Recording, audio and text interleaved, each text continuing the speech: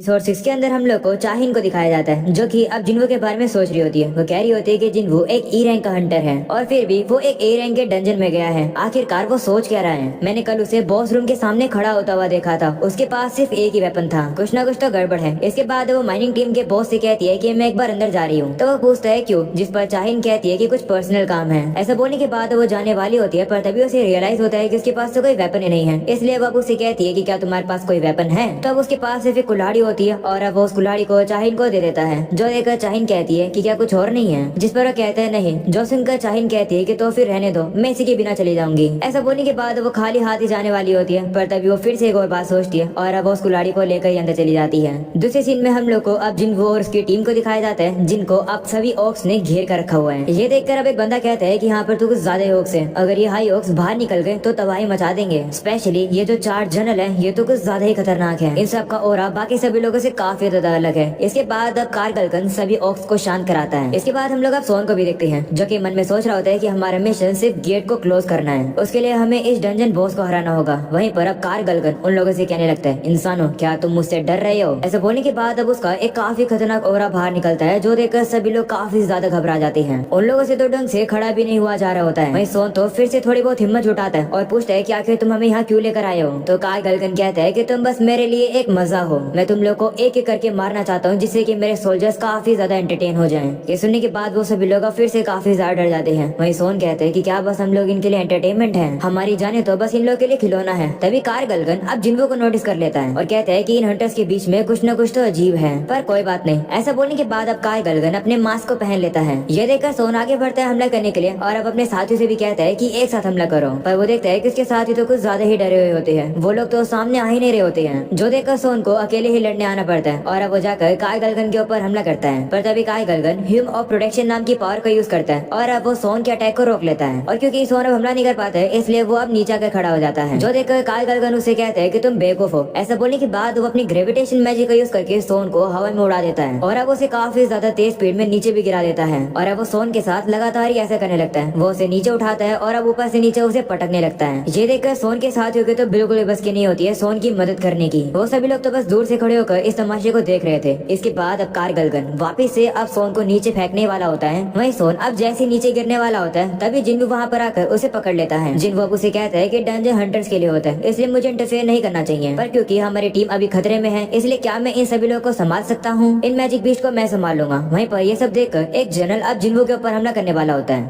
पर जिन्वो अब अपनी पावर को यूज करके उस जनरल को हवा में उड़ा देता है और दीवार से टकरा देता है। वहीं ये ताकत देखने के बाद सोन भी काफी घबरा जाता है और वो जिन्वो से कहते हैं, ठीक है प्लीज मेरी टीम को बचा लो। दूसरी तरफ कारगलगन भी अब जिन्वो से कहते हैं कि तुम काफी ज्यादा एरोगेंट हो, मुझे तुम्हारी ताकत के बारे में पता है। ऐसा बोलने के बाद वो जिन्वो को अपनी फिर से पावर दिखाता है, जो देखकर जिन्वो भी अब कहता है कि मैं ये मानता हूँ कि तुम्हारी सबसे ज्यादा खतरनाक प्रेजेंस है। ऐसी प्रेजेंस मैंने पहली बार फील करी है, पर मैं सभी से डरने वाला हूँ। ऐसा बोलने के बाद जिन्वो अब अपनी पूरी शैडो मोनार्क की आर्मी को बाहर निकाल लेता है और अब वो कारगलगन से कहता है कि मैं तुम्हें हरा दूंगा। दूसरी तरफ हम लोग अब जिनचुल को भी देखते हैं, जो कि अब इस गेट के पास आ चुका है। उसे देखकर वो माइनिंग टीम वाले शौक हो जाते हैं और कहते हैं क्या कि सर्वेलेंस डिपार्टमेंट यहाँ क्या कर रहा है। वहीं जिनचुल भी अब सामने आ जाता है और अब वो सोचने लगता है क्या कि जिन्वो यहाँ पर एक माइनर के तौर पर क्यों काम कर रहा है, वो भी 2 दिन के लिए। वो अब वहाँ पर माइनर से कहता है कि क्या तुम जिन्वो को जानते हो, आखिर वो कहाँ है? तभी अब वहाँ पर वही माइनर आ जाता है जिसको जिन्वो ने डराया था। वो अब जिनचुल से कहता है कि मुझे लगा ही था कि जिन्वो में कुछ न कुछ तो अजीब है। वो मुझे काफी डरावने तरीके से देख रहा था, मुझे लगा कि वो मुझे मारे देगा। इस समय पर वो गेट के अंदर है। वो सभी लोग अब जिनचुल को बताते हैं कि असोल्ट टीम के पास कोई भी पोर्टर नहीं था, इसलिए जिन्वो मदद करने के लिए गया है। ये सुनकर जिनचुल अब सोचता है कि जिन्वो तो बस एक बहाना बना रहा है पोर्टर बनने का। एक ऐसे रैंक का हंटर बनने के बाद जरूर वो कुछ न कुछ करना चाह रहा है। वही माइनिंग टीम का बॉस पूछने लगता है कि आखिर हुआ क्या है। तभी जिनचुल से कहता है कि मत पूछो, कल तुम न्यूज देख लेना, तुम्हें अपना समझ आ जाएगा। तो वो कहते हैं ठीक है। पर चाहिन जब यहाँ पर आई थी, उन्होंने भी यही क्वेश्चन पूछा था जो आप पूछ रहे हो। ये सुनकर जिनचुल समझ आता है कि चाहिन भी अंदर गई है और अब वो भी गेट के अंदर जाने वाला होता है। पर तभी गेट में से एक खतरनाक पावर बाहर निकलती है, जिसे देखकर तो वो भी काफी डर जाता है। बाकी माइनर्स भी अब काफी घबरा जाते हैं। तभी जिनचुल अपने साथियों से कहता है कि जल्दी से यहाँ का मैजिक पावर एक और बार टेस्ट करो। दूसरे सीन में हम लोग चाहिन को भी देखते हैं, वो भी अब गेट के अंदर आ चुकी है। वो भी वहाँ पर जितने भी ऑक्स होते हैं उन्हें देखकर शौक हो जाती है और कहती है कि मुझे जल्दी करना होगा। मुझे नहीं पता कि आखिर सोन की टीम ने इतने सारे हाई ऑक्स को कैसे मार दिया, पर अगर ये ताकत डंजन बॉस की है तो इसका मतलब है कि अंदर काफी ज्यादा खतरा है। ऐसा बोलने के बाद वो अंदर चली जाती है। दूसरे सीन में हम लोग वापिस से कारगलगन को देखते हैं, जो कि जिन्वो से कहता है कि तुम मुझसे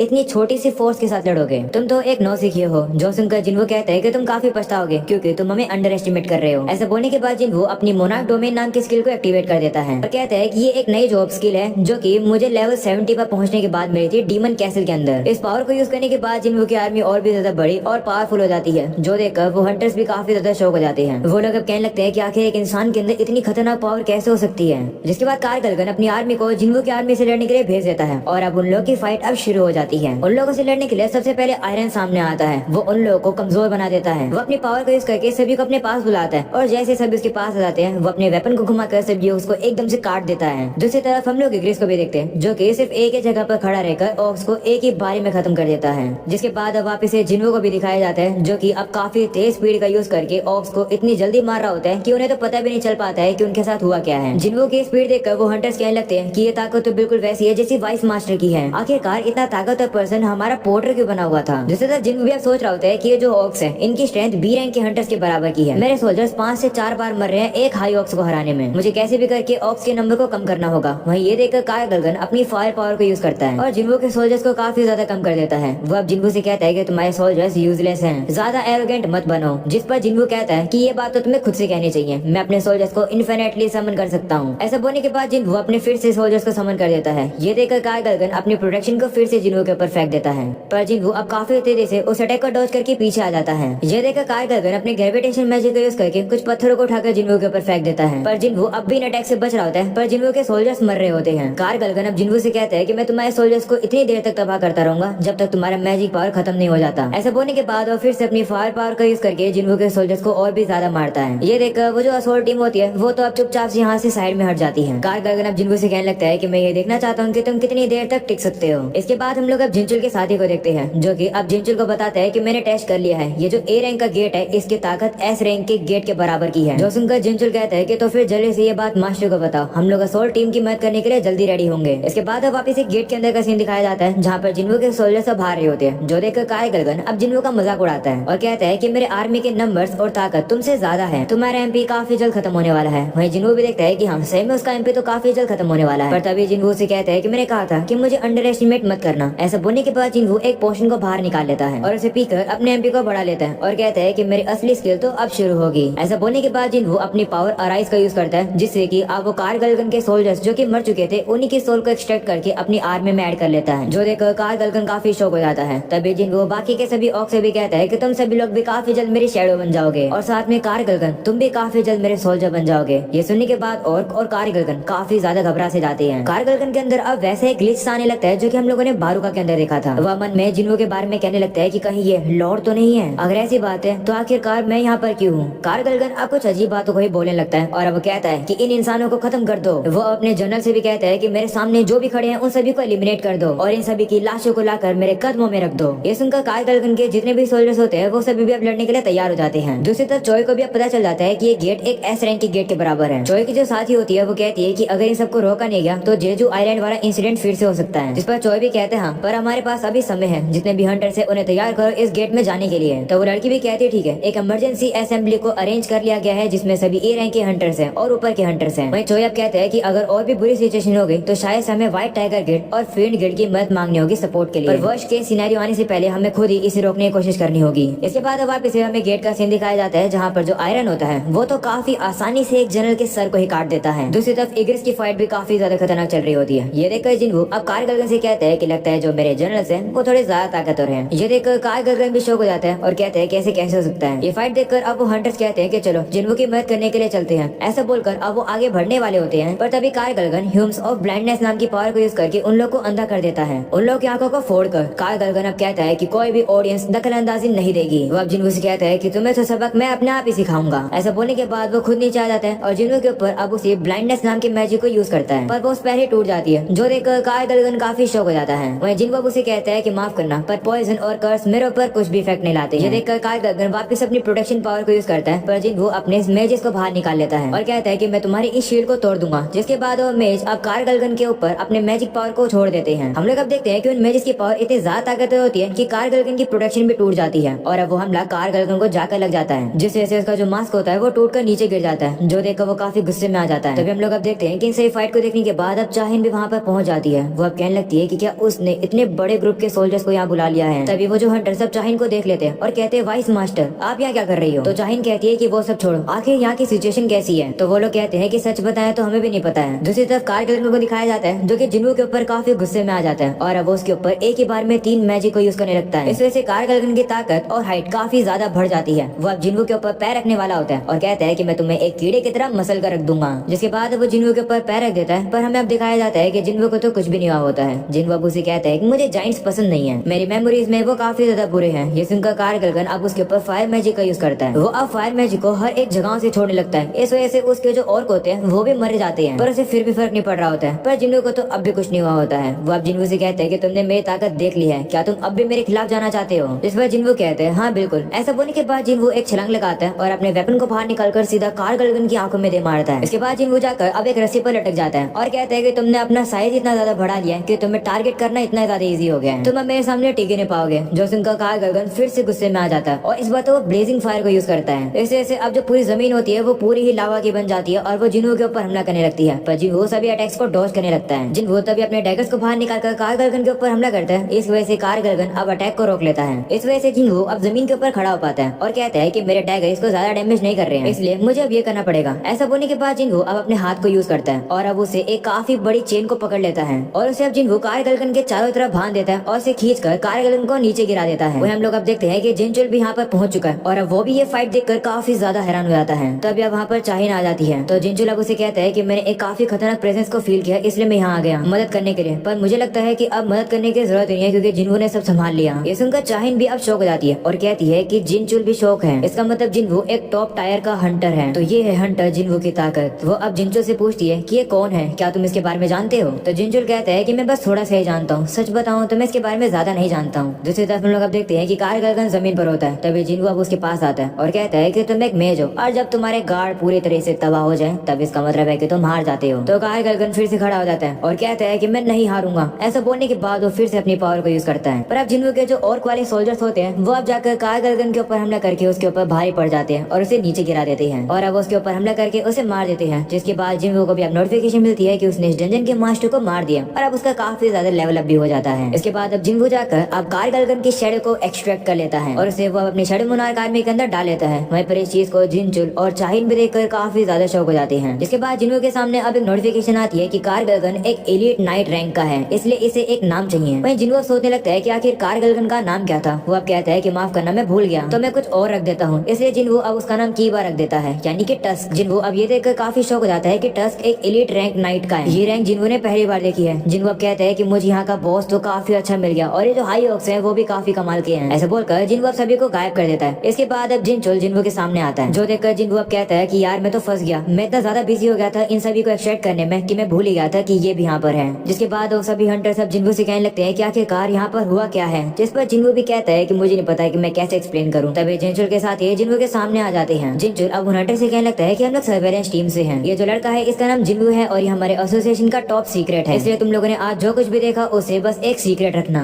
वो लोग अब जिन्वू से कहने लगते हैं कि हम लोग तुम्हें सेफली यहाँ से बाहर निकालेंगे जिससे कि ट्रबल ना आए। जिनचुल भी अब उन सभी हंटर से फिर से कहता है कि जिन्वू ने अपनी ऐसे रैंक हंटर होने की ताकत दिखाई है तुम सभी लोग को प्रोटेक्ट करके, प्लीज कोऑपरेट करना जिससे कि जिन्वू सेफली जा सके। ऐसा बोलने के बाद वो लोग जिन्वू को वहाँ से लेकर जाने लगते हैं। पर